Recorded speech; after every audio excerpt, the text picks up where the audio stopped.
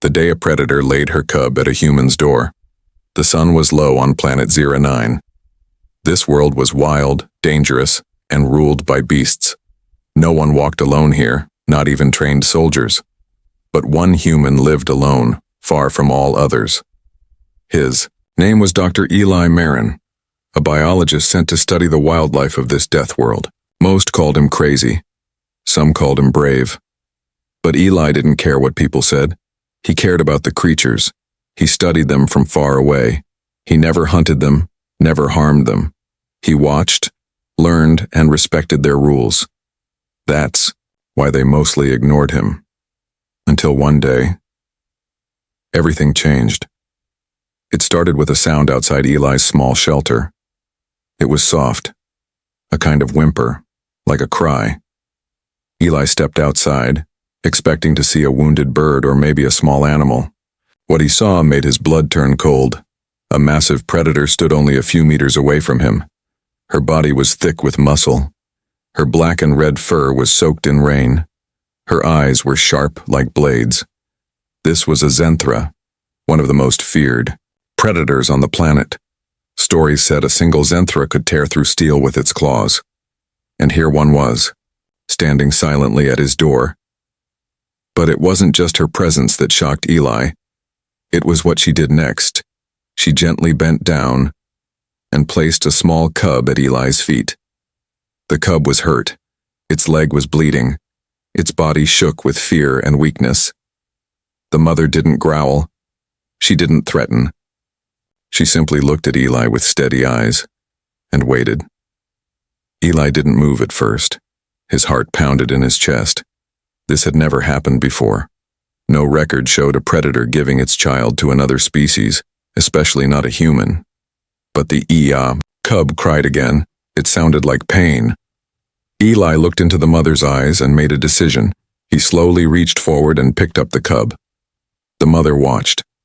Her claws were still out. One wrong move, and she could slice him in half. But when Eli gently cradled the cub in his arms and whispered calm words, the mother's body relaxed. She let out a low growl, not a warning, but something softer. Then, without turning back, she walked away into the jungle. Eli was left standing, there, holding a predator cub in his arms. Word spread fast. Cameras near the forest edge had caught the moment.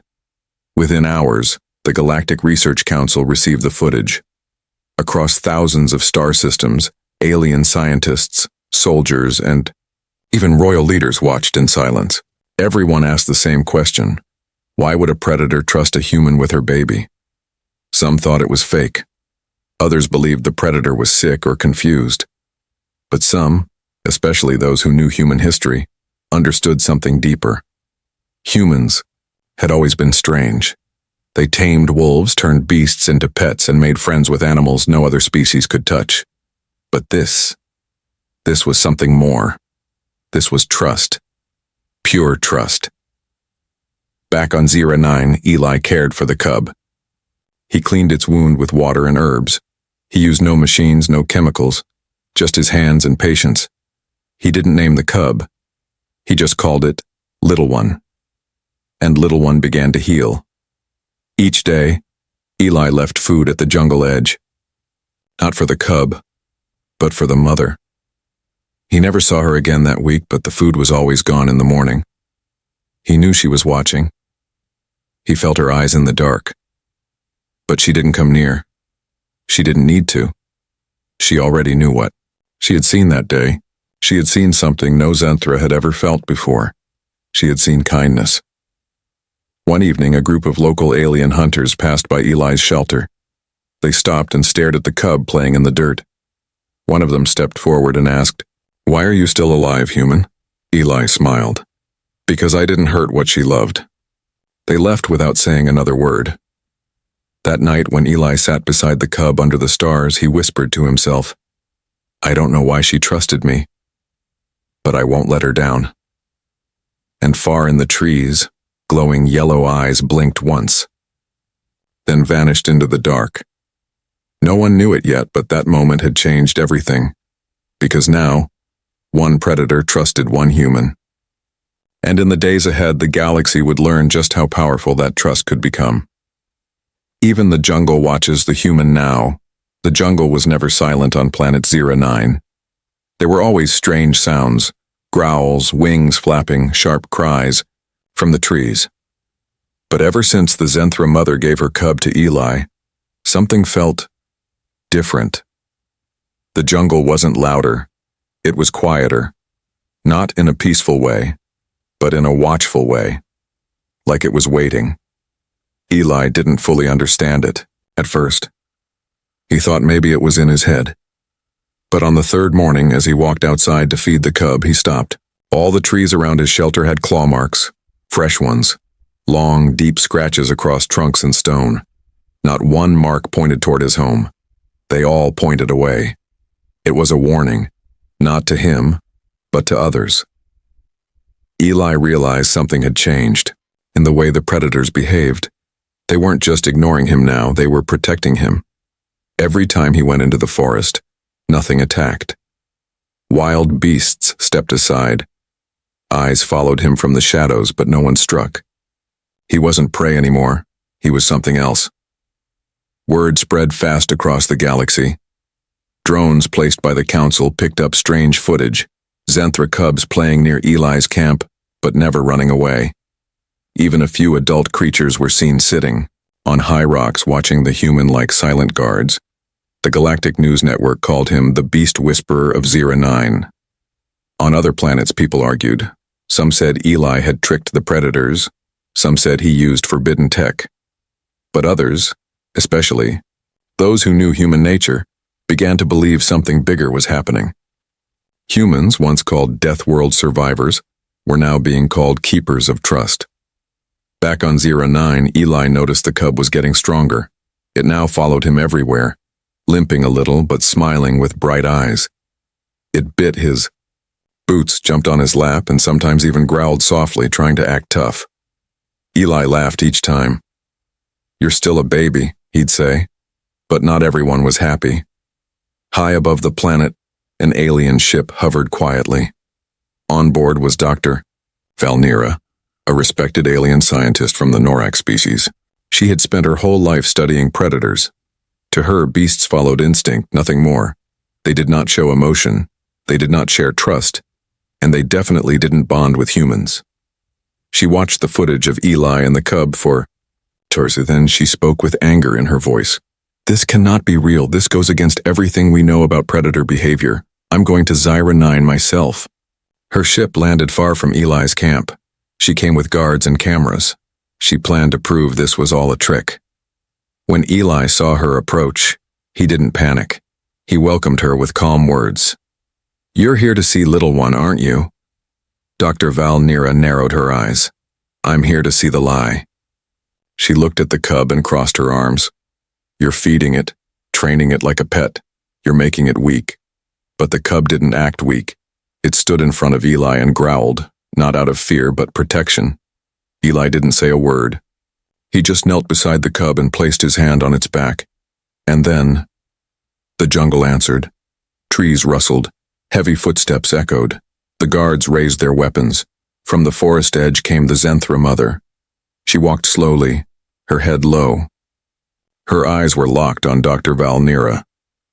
The guards trembled. No one had ever seen a predator walk into a human camp without bloodshed. But she didn't attack. She moved beside Eli and placed her large paw on his shoulder, gently, like a friend, like a parent asking another to take care of her child. Then she looked straight into Dr. Valnira's eyes and growled. It wasn't loud, but it was full of meaning. "He is not your enemy." Valnira's hands shook. She had studied predators her entire life, but this moment broke all her beliefs. She turned to Eli. "What did you do to them?" Eli looked down at the cub, then at the mother. "I did nothing special," he said. "I didn't run, I didn't fight, I just listened and cared." That night, the video of the Zenthra mother placing her paw on a human went viral across the stars. Billions watched, in silence. Some cried, some feared, but all of them finally asked a new question. What if humans weren't just survivors? What if they were protectors? And on planet Zyra 9, under the soft stars, Eli sat by the cub again, this time with the mother nearby. The jungle still watched him, but now, it watched with respect. The alien scientist who called it a lie galaxy could not stop watching. Every screen, every channel, every station played the same video. The huge predator placing her paw on the human's shoulder. It was not a mistake. It was not an attack. It was a moment of silent trust, and it shocked the universe. But while millions were amazed, one voice rose above the noise with anger. Dr. Valnira, head of predator research at the Galactic Science Corps, called the video a lie. She stood before the council, her long fingers curled tight, her eyes cold. Predators do not love. They do not choose humans. This is a setup, an emotional trick to gain sympathy. I will prove it myself. The council hesitated. Valnira was well known, even feared. She had once trained wild beasts for the war front. She had published hundreds of reports. Her word mattered, but this was something different. So they let her return to Zyra 9, not as a guest, but as a challenger. Back on the planet, Eli continued caring for the cub. He didn't watch the news, didn't care about fame. His only focus was little one. The cub now moved easily, no longer limping.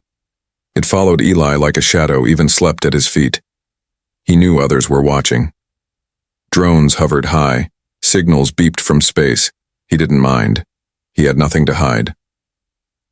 Then one morning she arrived. Valnira landed without warning. She came with a team of guards, drones, and a cold expression. Eli stepped out of his shelter, calm as ever. The cub stayed beside him, quiet but alert. Valnira didn't waste time. Hand over the creature. Eli shook his head.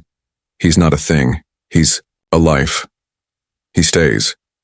The guard stepped forward, but Valnira raised a hand. Let's see if the bond is real. She walked slowly to the cub and spoke in her own alien tongue. It was sharp, filled with command, words used to control beasts. The cub froze, then backed away. It whimpered and ran behind Eli. Valnira smiled. As expected, it fears me. Not because I'm cruel, but because I speak its true language. Your human kindness is weakness. Eli didn't answer her insult. He simply reached down, gently patting the cub's head. He doesn't need fear. He needs care. But Valnira had one more plan. She ordered her guards to set up a test chamber near Eli's camp. Inside it, they placed a series of scent markers, one from the cub's mother, one from food, one from Eli. Then they let the cub choose which scent it would follow. It chose Eli's. Not once, but 3 times. The guards gasped. Valnira's face tightened. It means nothing, she said. Scent can be trained. Behavior can be copied. But inside, she was shaken. Her science didn't explain this. Later that evening, when the sun began to set, she secretly took a small device and scanned Eli's clothes, hands, and hair. She expected to find hidden pheromones, maybe tech hidden in his coat. What she found changed everything. Eli's natural scent, his human sweat and skin cells, contained something strange, something calming. The data showed it clearly. The chemicals from his body slowed down the fear centers in the predator brain.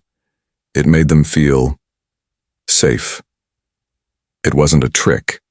It was real. Valnira stared at the scanner. Her voice dropped to a whisper. How? Why would evolution give this gift to humans? She returned to her ship alone, confused and quiet. Meanwhile, Eli sat outside with the cub again. He didn't know what the test showed. He didn't care. For him, trust wasn't about chemicals. It was about choices. And the cub had chosen him. Far off in the jungle, the cub's mother returned again. She didn't step forward this time. She simply sat at the edge of the trees, watching, always watching. And now, even Valnira had to admit, this was no lie. This was nature changing. This was history rewriting itself. One gentle human, one small cub, and one galaxy forced to rethink everything they believed about power, fear, and trust. The secret hidden in the human's touch. The predator cub slept peacefully in Eli's lap, its chest rising and falling with slow, easy breaths. No more limping, no more fear, just calm. Around them, the jungle was still, but far above, ships circled the planet. And inside those ships, aliens argued, not about war or trade, but about the human named Eli. Why did predators protect him? Why did a creature born for killing place her baby in his hands? Dr. Valnira had returned to her lab, and her discovery was causing a storm. The scans she took of Eli were now confirmed by other scientists. Human scent, simple human skin, chemicals had an effect no one had ever seen before. It triggered something deep inside predator brains. It did not erase instincts. It reshaped them. It made the predators feel safe. No one had believed it. But now, with data in hand, they had to. One alien researcher whispered, "It's like the predators sense something in humans.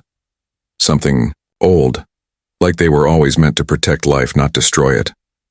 The council met in secret. Some wanted to bring Eli in for deeper study. Some wanted to ban humans from predator planets forever. But one voice stood out, a quiet elder from the Varnic species. She simply said, "Maybe it's not the human who is strange. Maybe it's us who never understood what real strength is." Back on Zera 9, Eli felt none of this storm. He was too focused on caring for the cub. He started to notice small things. When he touched the cub's fur, the animal's heart rate slowed. When he hummed softly, the creature leaned into his chest. Even birds and small hunters that used to run now sat nearby. Even the jungle insects had stopped biting. The jungle had accepted him, not just as a visitor, but as part of it. That morning, as Eli washed the cub's leg, he saw a shadow move behind the trees. It wasn't the mother this time. It was another predator, then another, and another. 3 large beasts stood silently, not growling, not attacking, just watching. The cub looked up at them, blinked once, and then returned to playing. Eli understood. These weren't enemies. They were scouts. The pack was learning from the cub. Eli stood slowly, raising his hands, showing no threat. The creatures backed away calmly and disappeared. That evening, the mother returned again. But she wasn't alone. She came with 6 more Zenthra. All moved slowly, eyes locked on Eli, bodies tense but not angry. She placed her paw on the ground and pushed something forward. It was a second cub. This one was weak, too small. Its breathing was uneven. She didn't look at Eli. She didn't have to. The meaning was clear. If I trust you with one, I trust you with another. Eli knelt and gently picked up the second cub. It let out a tiny sound of pain. He held it close, heart aching. This wasn't science anymore. This was something deeper. It was a bond that had crossed species, instincts, and even history. And just beyond the trees, cameras hidden in drones recorded it all. That night, for the first time in galactic memory, a council broadcast didn't show soldiers or ships. It showed a man sitting on alien soil, holding 2 predator cubs in his arms, with their mother beside him. It showed peace, not forced by law but given freely by nature. Across the stars, a message was sent out. Human touch rewrites fear. We have witnessed it, and we must now ask, what else have we misunderstood? Eli never heard those words. He simply lit a small fire, placed both cubs beside him, and smiled. In that simple act, the galaxy learned something it never expected. Sometimes true power doesn't come from claws or weapons. Sometimes it comes from hands that heal. The day a predator fought for a human. The jungle was never quiet when danger came. Birds flew early. The trees whispered. Even the air seemed tighter. Eli felt it before he saw anything. Something was wrong. The cubs sensed it too. They didn't play that morning. They stayed close to Eli, eyes watching the trees. Even the mother predator was nowhere to be seen. That made Eli worry more. She never left them alone, unless she had no choice. Then, the silence broke. A loud crash echoed through the trees. Heavy footsteps, voices, not wild, not animal. These were boots, metal, armor, poachers. They came from off-world, illegal hunters who sold rare creatures for credits. They didn't care about trust, nature, or peace. They cared only about profit. And now, they had found Eli's location. There were 4 of them, tall and covered in thick black gear. They carried blasters and nets. One of them pointed at the cubs and laughed. 2 Zenthra babies were rich. Eli stood in front of the cubs, his arms wide. They're not yours. Leave now. The poacher leader raised his weapon. We can take you too, human. You're the one they trust, right? Maybe buyers will pay double for that trick. Eli didn't move. Behind him, the cubs whimpered. Then the trees exploded. From the left, a massive Zenthra leaped out of the jungle with a roar that shook the ground. She was not alone. 4 more followed, each bigger than the last. The poachers turned to fire, but it was too late. One predator crushed a blaster with its jaw. Another knocked a man across the clearing with a single strike. The leader screamed, but his voice was cut short by a loud growl. The jungle didn't want them here. It had chosen sides, and the jungle chose the human. Eli didn't run. He didn't hide. He knelt beside the cubs and held them close, whispering, "You're safe. I'm here." The battle was quick. The predators didn't kill. They didn't need to. They chased the poachers away with clear warnings, never come back. After the noise stopped, the mother predator stepped into the clearing. Her chest was rising fast, blood on her claws, not from Eli, not from the cubs, but from the fight she had just finished. She walked to Eli and the cubs, and then she did something no creature had ever done before. She bowed her head low before the human, not in pain, not in fear, but in respect. Above them, a hidden drone recorded the whole moment. The video spread across every system in the galaxy within hours. A wild predator fought for a human, risked her life, protected him like one of her own. Galactic News couldn't believe it. Military leaders demanded explanations. Science labs asked for DNA samples. But none of it could explain what the galaxy had seen with its own eyes. For the first time in history, a predator chose to defend, not its mate, not its kind, but a human. Back at the council, silence filled the chambers. Words failed them. An old diplomat from the Vornak sector finally stood. She whispered, "We always feared the wild. We tried to control it. But humans, they listened to it. And now, it listens back." Meanwhile, Eli cleaned the wounds of the mother predator. She let him. She didn't growl. She closed her eyes and breathed calmly. The cub slept nearby, one resting on Eli's foot. He didn't say anything to the cameras. He didn't give speeches. He didn't ask for fame. But what he had done, without force, without command, had changed the heart of a galaxy. Now everyone had to face the truth. A predator may kill for survival, but only a human makes it feel safe enough to protect. When the world watched, it began as a whisper, then a spark, then a storm that reached every corner of the galaxy. The footage of a predator bowing to a human spread faster than light. It played on every news channel, every hollow screen, every corner market stall, from the rich planets to the poorest moons. People paused in their work. Soldiers stopped training. Children watched with wide eyes. A mother predator, known across thousands of systems as a deadly killer, had bowed before a human in peace. The moment was not just rare. It was history. Governments called emergency meetings.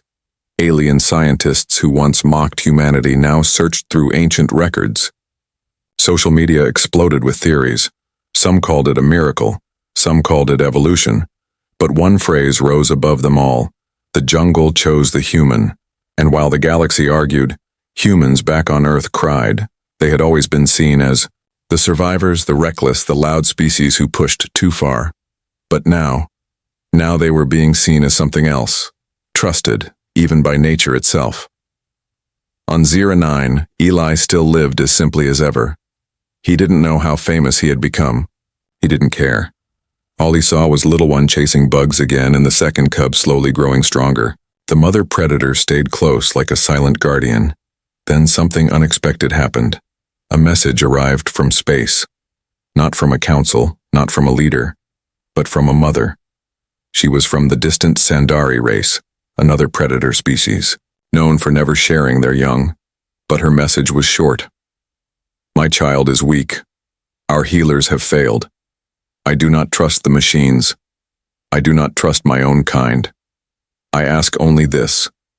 May I bring my child to the human?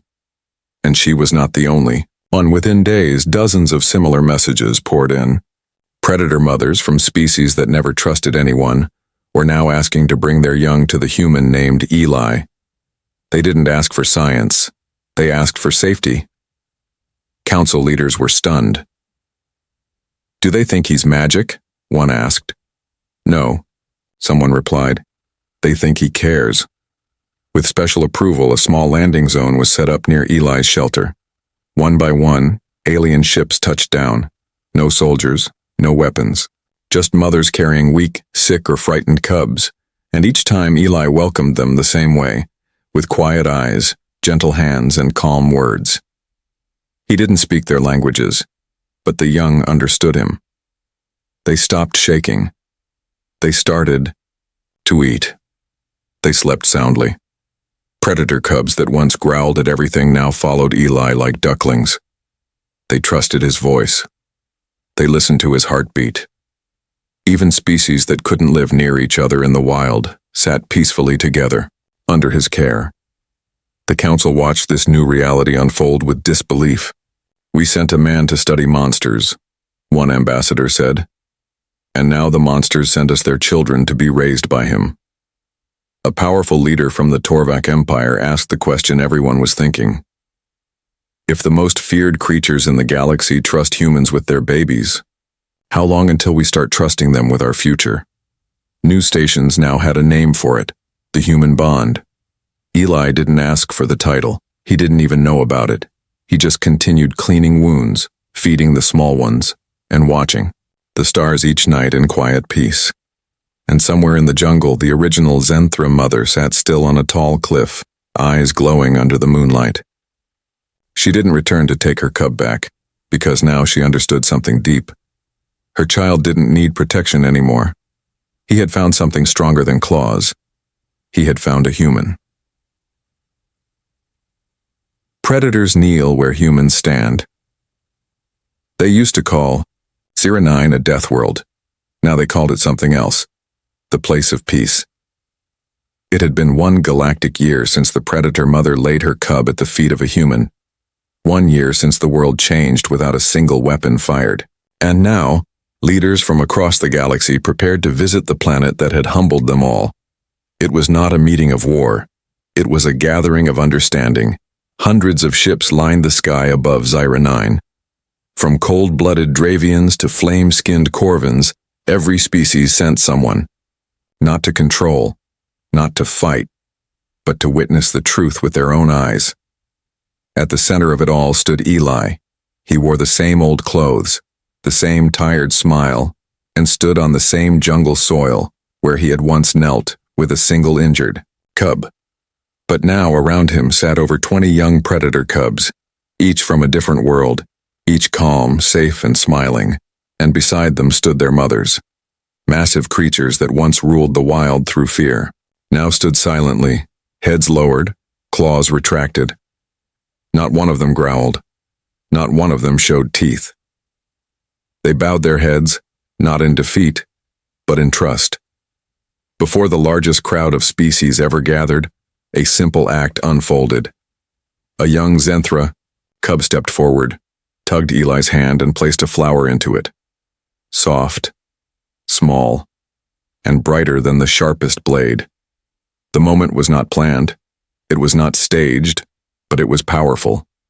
Because in that one gesture, the galaxy saw what had taken them eons to miss. Power does not mean fear. And trust is stronger than any weapon. A tall ambassador stepped forward from the crowd. His voice shook as he spoke. We trained for war. We prepared for invasion. We feared what we could not control. But this human showed us something better. He earned what we never could, the hearts of the untouchable. Another alien elder, once known for her hatred of humans, removed her ceremonial blade and placed it at Eli's feet. Others followed. Claws, badges, war medals, all dropped to the ground in front of one quiet man. And the predators, one by one, did something no one thought possible. They knelt, not out of shame, but in honor. Galactic law changed that day. A new protector status was created, the Human Guardian Decree. Humans were now seen as safe kin, trusted by instinct itself. Any predator world that once feared human presence now opened their borders, asking not for technology, but for care. Eli never returned to Earth. He stayed on Zera 9, raising cubs, teaching young creatures not just how to survive, but how to feel safe. He was never rich, never crowned, but legends grew with every passing year. Children across star systems played a new game. They didn't pretend to be warriors or kings anymore. They pretended to be humans, the ones who made monsters gentle and jungles quiet. And in that way, the death world became a cradle. Because when the wild trusted humanity with its most fragile life, it meant something even greater was just beginning.